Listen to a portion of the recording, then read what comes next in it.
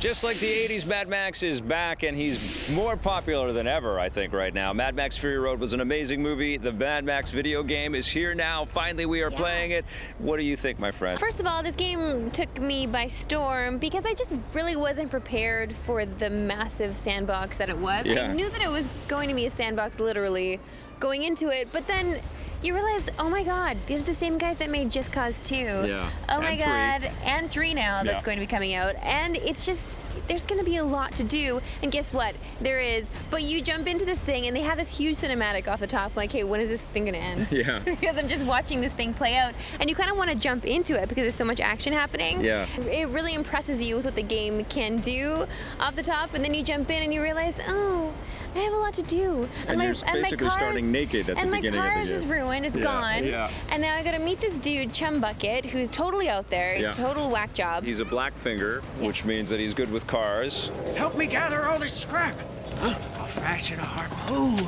So what he can do is basically build a car for you, and he promises to be a good helper for you, and so you start to trust this guy. That's basically how the game begins, is you trying to rebuild the life that you've known, this crazy life of just traipsing from wherever you can find gas to the next place that you can find gas and water, and killing people. Max is a man of few words, as we know. So really, all we hear from him is that he wants his magnum opus. He wants his baby. He wants his car. I love that his car's been christened that name, though. Like, that's the car's name. He loses the black on black, which is the car that he's driving at the beginning. It gets destroyed by this grotesque-looking creation. Lots of grotesque creations in the Mad Max universe named Scrotus. They have a good fight. I don't want to ruin too much about that. But Scrotus has got such a power over the land that you're taking out Scrotus insignias everywhere. You're wiping out Scrotus gang members. You're trying to bring some semblance of peace, and you're trying to create an alliance with different characters that you meet in there. Right, which is cool. And the way to do that is to go to each territory. So this huge map starts to unveil itself to you.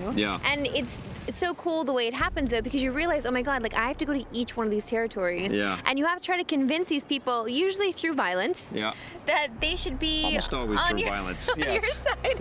Right, but sometimes you can convince them, but you usually still have to do some violence. And the way the violence unfolds here, though, is a lot like Batman. I love the combat system here. Yeah, this is a game that's definitely steeped in some of the lessons of the last 10 years of game making. So there's some Batman, there's some Assassin's Creed. You're definitely going to see a lot of Shadows of Mordor in there. Totally. Where the map is revealing itself, and then you start to go from territory to territory, basically creating and crafting this legend. You can beef up Max, you can beef up the car, you can customize like crazy. But the whole way to beef up the car, I'm still a little confused about, because I'm not sure what each thing is really doing for me. Like, what are spikes on the tire doing for me? It's just adding to your defensive capabilities, and then you can customize with paint jobs and with insignias and stuff. You can also collect all of the cars that you find on the path. Which is great. You bring them back, and you can use them in your arsenal. And each territory that you unlock, like, that's another garage for you to store your cars, which is so cool. I love that. But that's the thing. That's the one thing that I didn't really enjoy as much about the game, was the customization of the cars. This wasteland is so beautiful. They did a great job with the wasteland. But I have to tell you that it knocked me out. It kind of put me to sleep a little bit because we've had so many great variations on this dystopian nightmare wasteland thing, and I couldn't help but think of Borderlands, and I can't help but think of Shadow of Mordor and the Batman games, and their really rich density of content and lots of really great, amazing details.